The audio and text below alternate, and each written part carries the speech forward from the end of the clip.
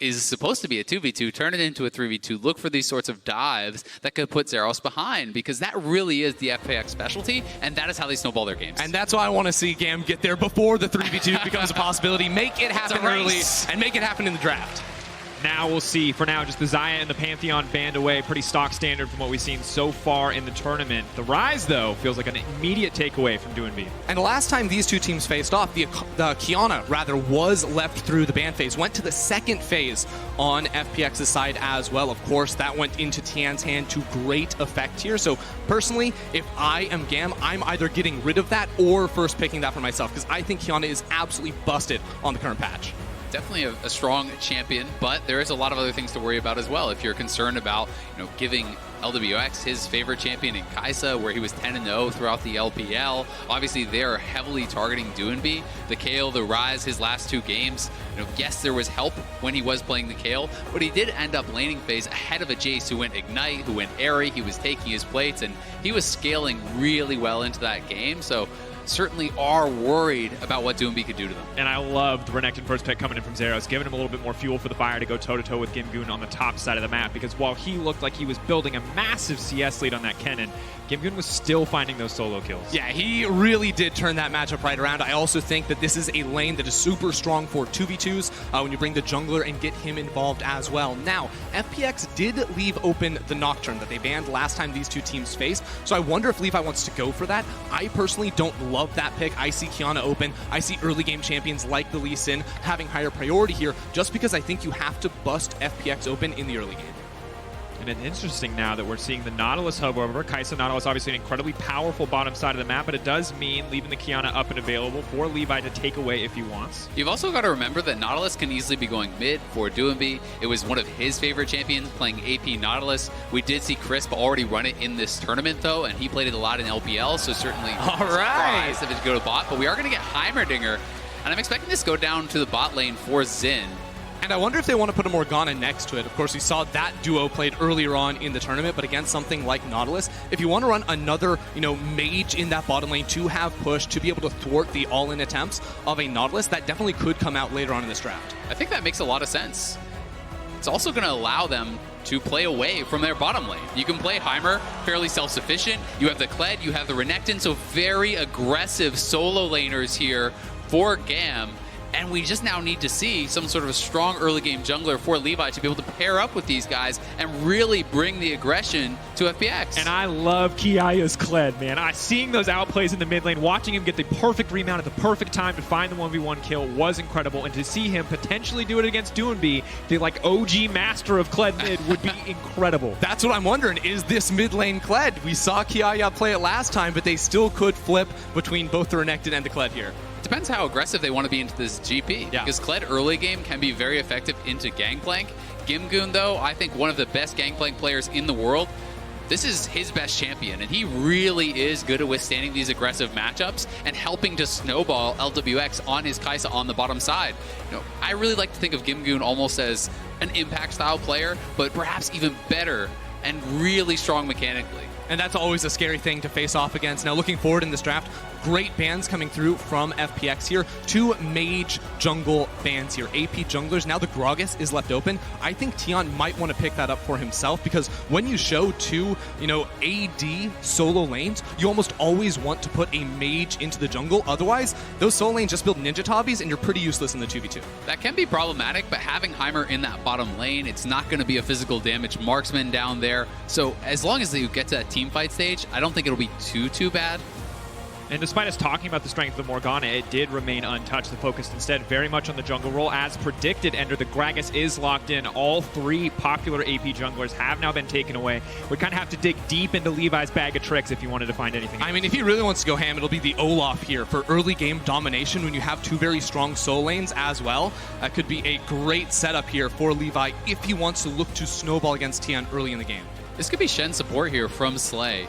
Actually does set up fairly well with the grenade taunt combo. You can utilize that either direction, and also being able to ult in on a Kled flying in on a Renekton, you can get really aggressive. Could it be Kled jungle here? I don't know. There's a lot of flexible picks for GAM. But the first clear for Kled, I've actually played Kled jungle a lot. It's really bad, so I would be surprised.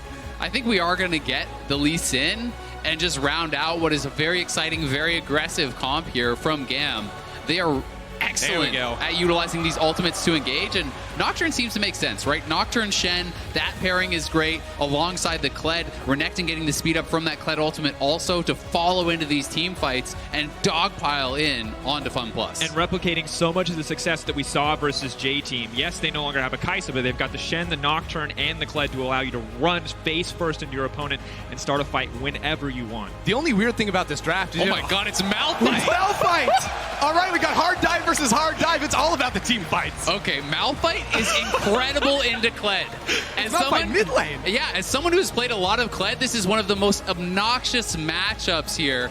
You can actually W-max on the Malphite and just clap him anytime he tries to trade with you. With your E attack speed slow, it's very difficult for Kled to actually burst you down. And post 6, if he's ever dismounted, with Gragas Malphite, that ultimate combo, you can easily burst him out before he can actually get remounted. So lots of engage here. Certainly the ability to play towards the bottom side of the map for LWX. I think this is a great comp from FunPlus. First time we've seen Malphite in a very, very long time. And I love it. I love games like this because these are the great ruiners of solo queue. If Malphite pops off mid lane, if Kled pops off mid lane, someone is going to have a very miserable experience later in the day. But of course, two very unique compositions set up. The Malphite kind of a wild card. We're going to see how it functions in and outside of the lane, as mentioned. But already seeing a lot of that GAM flair as well as Doonby busting out a pocket pick.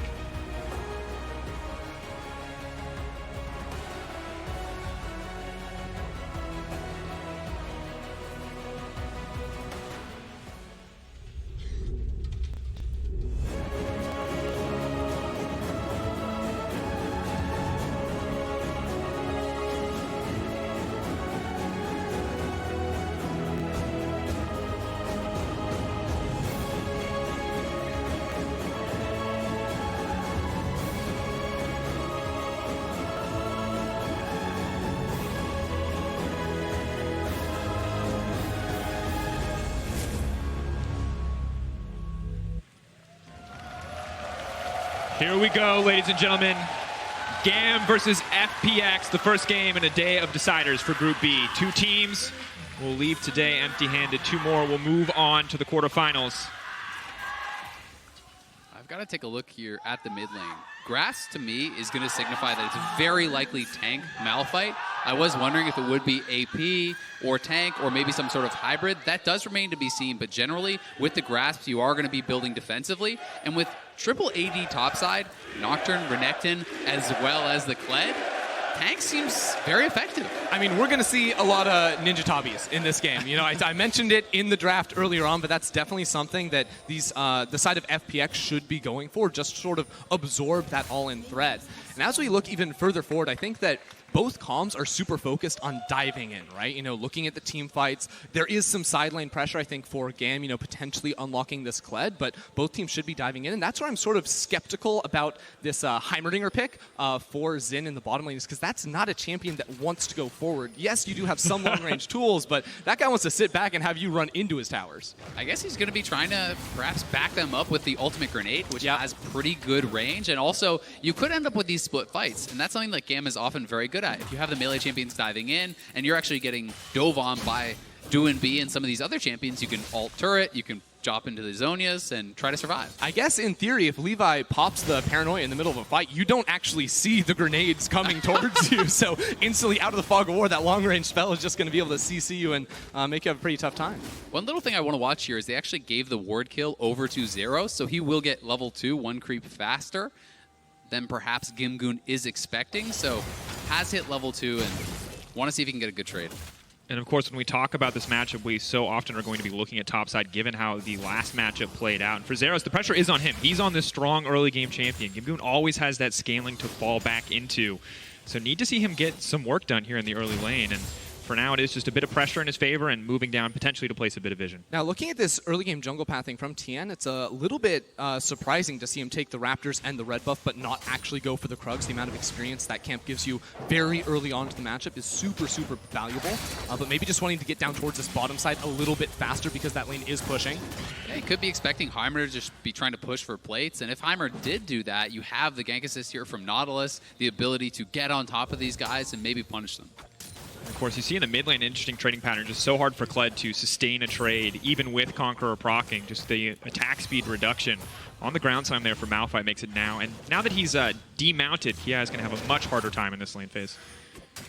Yeah, as soon as he hops back on, though, it becomes really unfair as Doinb has to walk away, the wave pushing against him as well. Now, one thing Levi likes to do a lot in his early games is look for these early windows to gank or dive around the top lane between the 3-minute and 3:30 mark, but when he's on this Nocturne, it's not as good a possibility. We also see Zeros usually will walk in and ward the enemy Krug camp to see where the enemy jungler is going to be, but in this game, he didn't actually go for that. So if he had, Levi could have walked in and managed to steal away that super high priority camp, but instead won't be able to quite find that.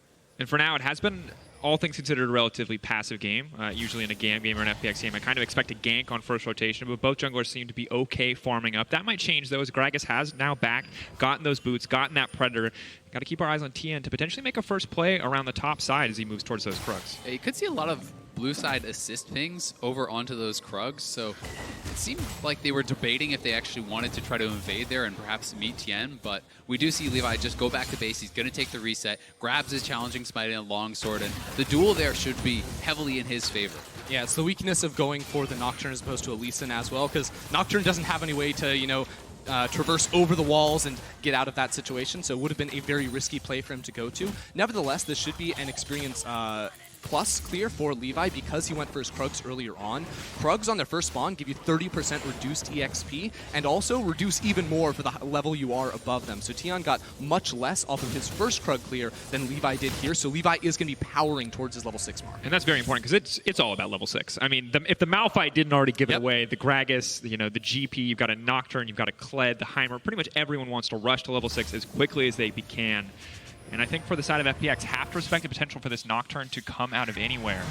As Levi races forward, but since he is spotted out on a ward, we'll make it a lot clearer as to when they can expect that to happen. I'm kind of expecting GAM to try to use their first ultimates towards the top side. If you can dive Gimgoom with this sort of 3-man play from Kled, Nocturne, as well as the Renekton, and start to really put your Renekton ahead, then this can become a pretty nice matchup where you're threatening to dive GP. But if you don't actually have dive threat, GP will happily farm forever under turret, alt bot on cooldown, and really get into this comfort zone where it becomes so difficult to punish. Yeah, the things you do always have to keep in mind when you look at these side lane matchups is that there's a Shen on one side as well, so you have the Nocturne 2 come in, but also Shen doesn't care about any sort of range limits on his Stand United, so any 1v1 that Zeros wants to take, especially much later on into the game when sending 2 people bottom lane could just blow open an inhibitor, is a play that GAM should be looking for in the later stages of this matchup. And a bit awkward now for Xin on the bottom side as his first back does not net him a lost chapter, so may struggle to sustain a push on the bottom side, which will make it a lot less viable for the Shen to actually leave him alone into the tower, because if that cannon barrage goes bottom, it's so easy for a Nautilus to just point and click you down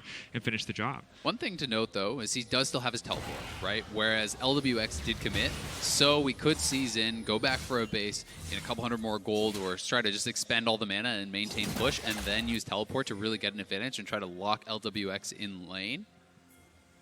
But so far, very controlled Tien.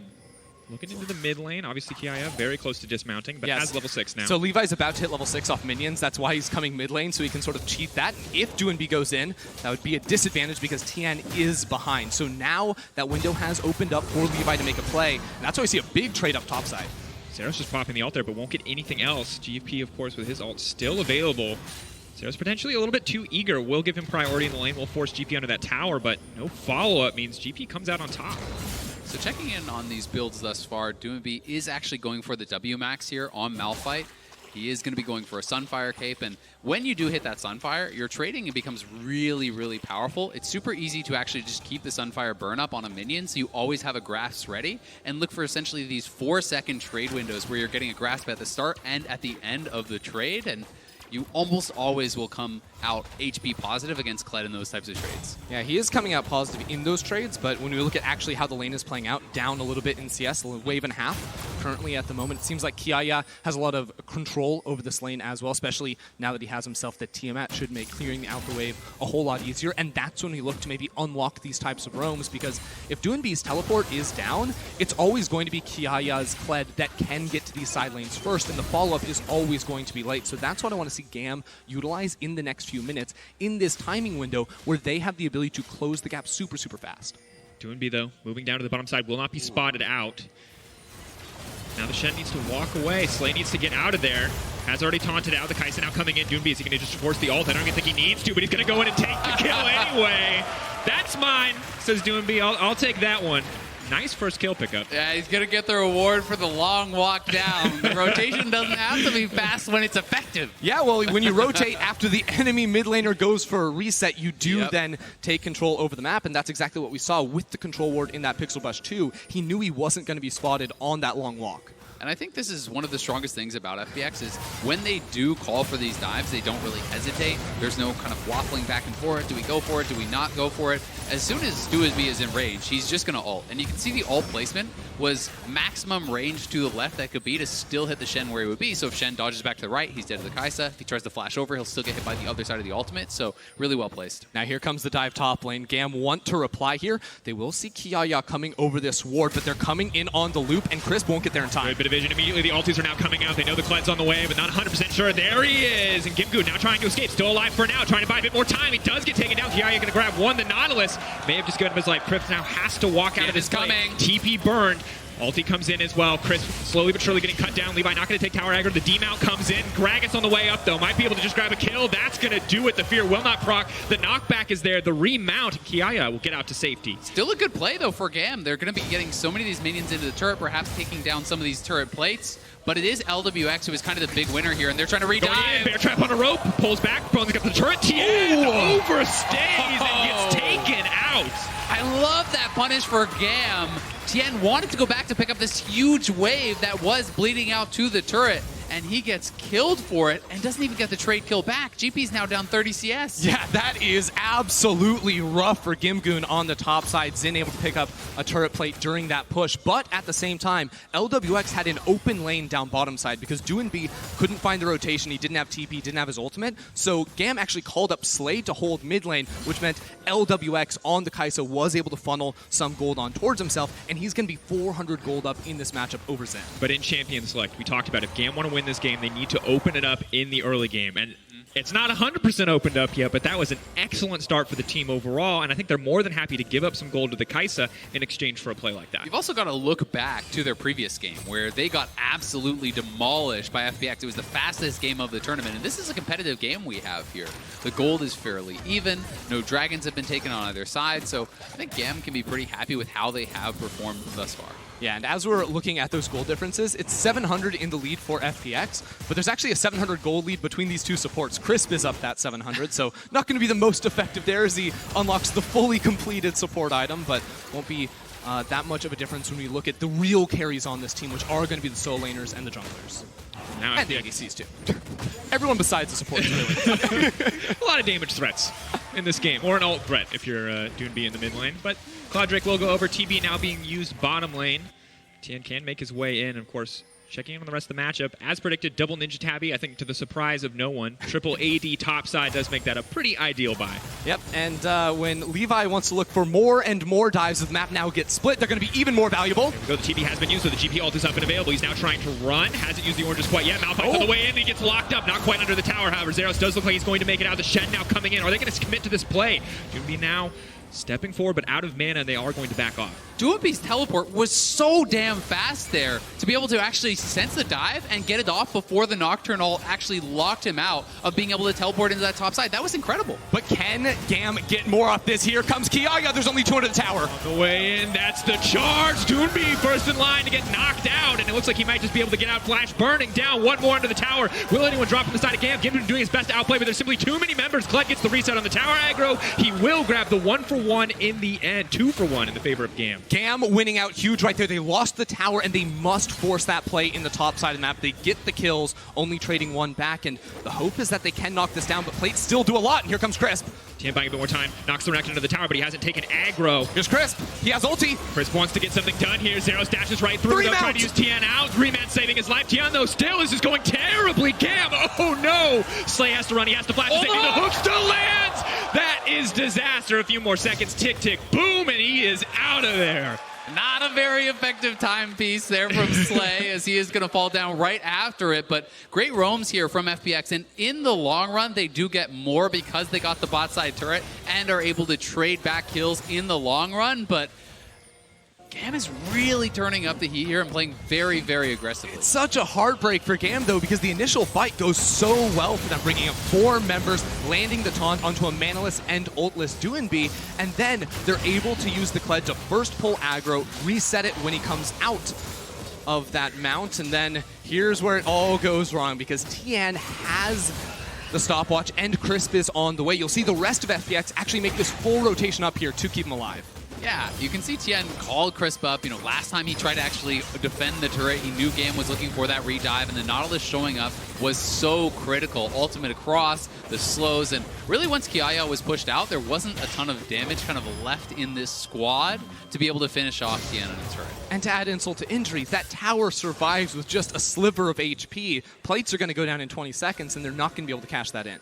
So difficult. But this looks just like the GAM game that we saw versus J-Team. Repeatedly forcing the plays. The issue is, it's much earlier in the game, and FPX are ready to party. They're ready to go. They don't mind losing 1 or 2 members. They are taking objectives on the other side of the map, and the ticking time bomb for the side of FPX now is this Kai'Sa, who just continues to get so much gold in the midst of all these plays. Yeah, Kai'Sa really has been the beneficiary. Has not had to join for these fights whatsoever, has only been TPing back to lane, farming the up, taking the turret plates out, and does have already a 1,500-1,600 gold lead over the Heimer. So that's a very big deal, and LWX is always kind of that late game insurance for FPX in the LPL. Yeah, he definitely is here. And what I'm looking for between these 2 bot laners, because we've sort of explained it, the priority in going for the initiation is going to be on the top side of the map for sure for these 2 teams. But I'm looking at, when does a Zhonya's come through for these 2? Is this going to be the AP Kai'Sa? I think it should be, when you have like Gimgoon doing a lot of physical damage here. And I just think the value of having Zhonya's against the dive is going to be so critical for either of these 2 carries. I think that's a great point, because to me, the biggest advantage AP Kai'Sa has is all the defensive itemization. There's so many options, and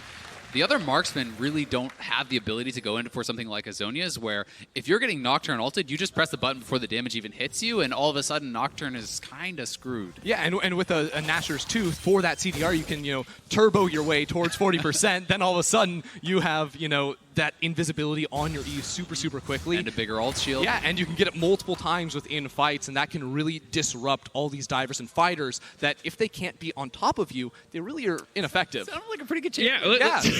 She can do it all. Going for Kai'Sa is very strong. The defensive options for sure, and also you're looking at an enemy team who are going to build a lot of health, as you see, but not a ton of resistances. Black Cleaver, Shojin, probably another Black Cleaver coming in for Levi, but no armor, no magic resist really to back it up quite yet outside of the Tabby, so she's just going to shred everyone. Yeah, the plasma passive may be a little bit effective against people that build a lot of HP. I think we've determined that Kai'Sa does it all, folks. This is the Kai'Sa show, is what it turns out. But now I'm just kind of waiting. Doinby now level 11. Can look to set up some of these ults, can fish for these big plays, and GAM have to be careful. Wait no more. Infernal has spawned, and I think we are pretty much guaranteed to get a fight. Oh, GAM there we go. Fishing for the pick on the support. Instantly dies. LWX grabs that one. I was just about to say, GAM coming into this fight with 3 stopwatches, have a lot of utility power, get their first items completed too, but when FPX find a pick, it should be easy pickings for them now.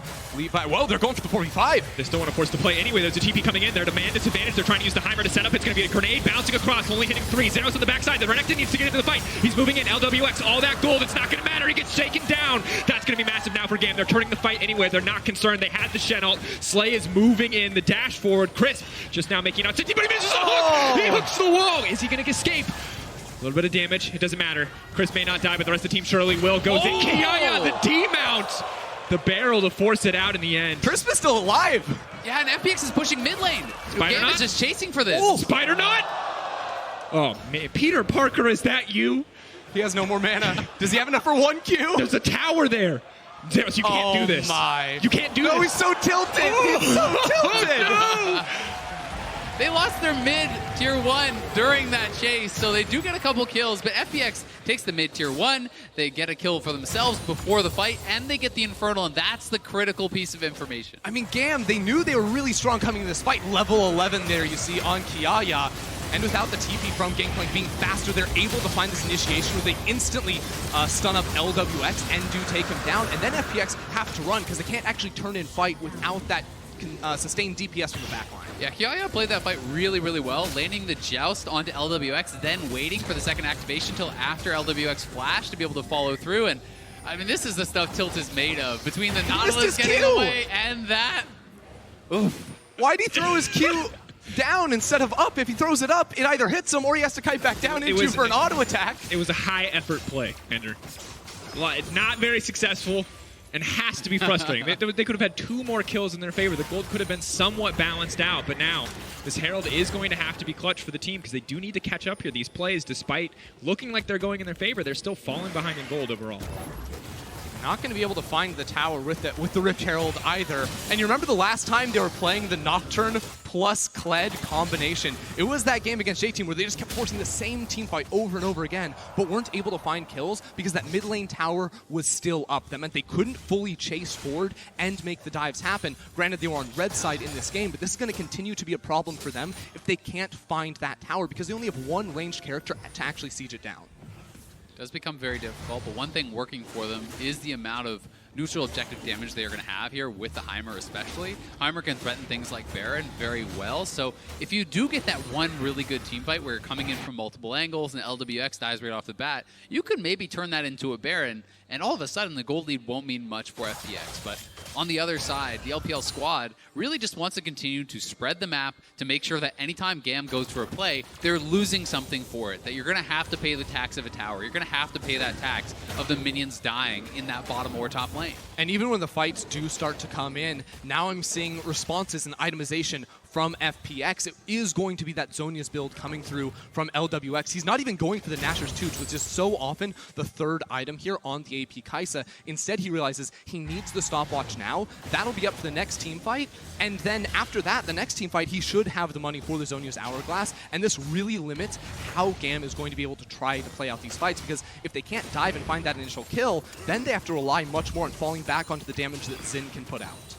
You definitely do, and I would love to see Doomby go for something like a Frozen Heart next. The CDR very valuable for the ultimates, and also, there's 3 people who are fairly auto-attack reliant here on the GAM squad. Between your E and the Frozen Heart aura, you can really frustrate a lot of the things that they are trying to do. And as you said, I mean, if you're not actually killing off LWX at the start of the fight, the consistent damage coming out of that squad is going to really outpace what GAM can do. I mean, just look at the money right there from LWX. 9K now on that Kai'Sa, most in the game by far here. And Kiaya is the only one that's really coming close in terms of the rest of gold that GAM does have on the map here. And you know, we mentioned it before, it's really difficult now that Malphite is just hard stacking all this armor. Same thing for Crisp. Those frontline targets not looking so hot. And it's kind of a good news, bad news when you look at the Kai'Sa, because as you mentioned, she's going to be a lot harder to kill with the Hourglass, but her damage output is also going to be a lot lower because she did not opt to go for the Nashor's Tooth third. We'll make sure that that E-Evolve does not come through. Might get the W, but not going to be too consequential in the fights to come. So for now, seeing GAM kind of pushed into a corner here, looking for an arena to force a fight against FPX, but they're just very content to split up the map. This could be an opportunity for an ultimate here for Levi if he wanted to look to the bot side, but ulting to the bot side at this point of the game can be very, very risky with FPX having some vision in the pit, having the ability to go there themselves, especially with this Kai'Sa, who can really burn through that objective very quickly. I think that GAM would love for FPX to make their way down towards that Ocean Drake and potentially contest them in the 5v5, but that doesn't seem to be the idea here from FunPlus whatsoever, because even though GAM are down, 2,500 gold at this point in the game, I don't really feel like time is their ally when, you have a full AP Gragas on the other side, and now we see the TPs come through. It'll be coming in. Levi going to be forced to flash out. Kind of setting up. They're going to deny a lot of the vision that GAM were hoping to place. Have much better control over the pit, of course, with the Scuttle up as well as the Control Ward in the pit. They won't be able to take it yet. Instead, they're moving down to the Drake here.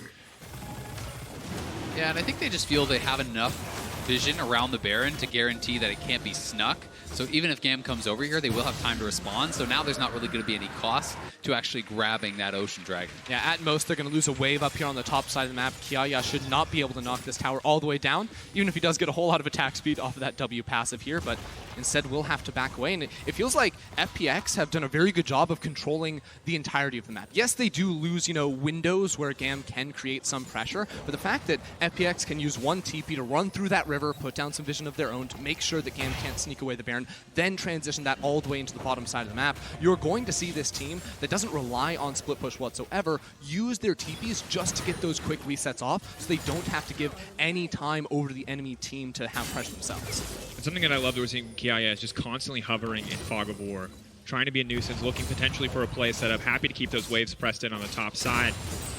of course, those opportunities are going to be fewer and far between as the defensive items do start to come in across the map. You've got the Gragas with the Zhonya's, you have the Kai'Sa with the Zhonya, so hoping for this one-shot kill onto someone to start a fight becomes less and less viable. Yeah, Gimgoon has oranges for any possible stun, also has the Sterix coming through there for that defensive shield, and top of the tabbies, Doomby is full tank, so it does become very, very difficult to actually find a good target here to burst down. You almost have to force out a cooldown initially. Here we go. Never mind. Said they're going right onto the tank. That is absolutely not the target they wanted. They're still going to burn everything anyway. He's just going to burn right into the middle of the team, and now the rest of the team is running in. LWX going to have a field day. All the major cooldowns burn. The Kai'Sa can just walk right into the face of the opponent. Doomby just stepped into the middle of the Kled ult and said, all right, come at me. Levi ults into him very graciously and isn't even able to dent his health. That should be Baron for FPX. I mean, GAM without any ultimates, how do they contest this? They're going down. It's going over the wall. Kiaya, that was not the play that you wanted. Will not get enough time to remount, maybe, if he comes out. Pocket Pistol could be enough. Won't get a chance. Shut down now from LWX. FPX should be able to shred through this Baron quite quickly. They have the Rage Blade on the Kai'Sa. Levi is alive, but no flash, no ultimate to get into the pit. They're just going to try to walk it in. Good block from Zen.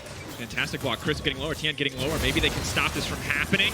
Now has to retreat here. The rest of the team pulling out. Zeros running away, but LWX just gets to walk through the entire team. Zin gonna get the setup. The Gragas grabs the kill. That's gonna be 2. And now Zeros has to run for the hill. Slay running into enemy territory just to try and survive. FPX absolutely dominating, but they will not get the Baron. FPX are just happy to chase down for more and more kills here, blowing open the gold lead. Now support Slay being chased here by the 5-level lead of Gimgoon. Can he catch him with the movement speed? I think he can.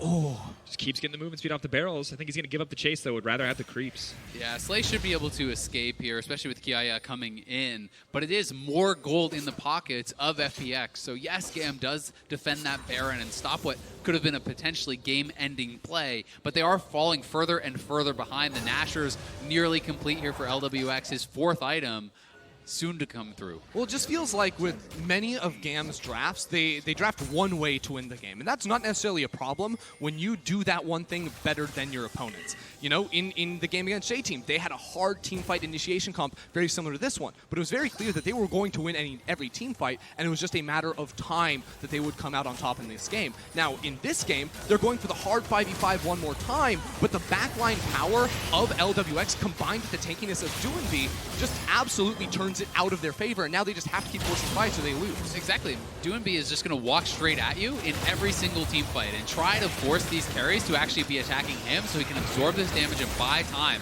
for the rest of the members on the team. And FPX here knows they don't need to risk anything. They are scaling incredibly well into the late game, so they are always going to turn. They're never going to give an opportunity for Levi to sneak in that pit and maybe 50-50 a Baron. And just such now a mountain to climb. Waiting, hoping to find a single isolated member of FPX to potentially catch out. Anyone not named Doomby. You can see over the course of the game, yes, there were some moments where GAM was, you know, going toe-to-toe, finding advantages, but for now it's a massive lead. Once again, though, they're going to try to find the engage on the Crisp. He will get pulled back. GP off to the side, fishing for that big barrel. Going to go for anything else, but now the entire team fight is split. Slay walking forward. Can they get anything else? LWX uncontested on the backside, doing so much damage. Coming. Doomby on the side. Get it. Oh! That's going to be a 3-man knockup. It's everything you want. An unstoppable force, a perfect ability for a team this dominant. So they just run right into the pit. They might even, I'm going to turn for Zen. They just set their sights on the Baron. Yeah, straight into the Baron pit. This one should be theirs. Easy peasy. GAM, as you said, only one way to win the game, and it didn't work out here. Not finding the targets they need because FPX is not presenting them. It's always a tank in the front line to absorb that initiation. And when LWX is free and when Doomby gets a flank like that, you have no chance. Oh man, FunPlus, they're just luring them in. Look juicy, Chris. That's all Doomby's telling them. And then he just laughs in their face with that flank. And honestly, this just gets harder. This is, Doomby's not there. You start off on a potentially weaker member, but no one is finding anything in this fight. I mean, how many ultimates are you going to use to try and pick off Crisp with LWX going completely untouched? I also really like how Tian actually played out this fight. Instead of trying to dive back, he just split the team. He ulted out the Shen, kind of created this zone of control so Xin could not pile in and join up with the rest of the squad. And if he can't get there, that's so much of their consistent damage. And here they go! Goes in. Levi tries to body block with the spell shield. Will be able to make it out to safety. Saves Slay's life in the process, but has to give up his own flash. Now FPX are starting to push into the mid lane. They're looking to break open the base. It should be an easy task for them. GAM, can they make the hold? LWX even has the Zhonya's plus stopwatch here. They're going full power inside of the base. You can never kill this guy. And with 5 members strong, they just run and break straight through that inhibitor. And this much armor on Doomby, he can just turret tank forever. They're going in. Going in, he doesn't even care who he hits. One man.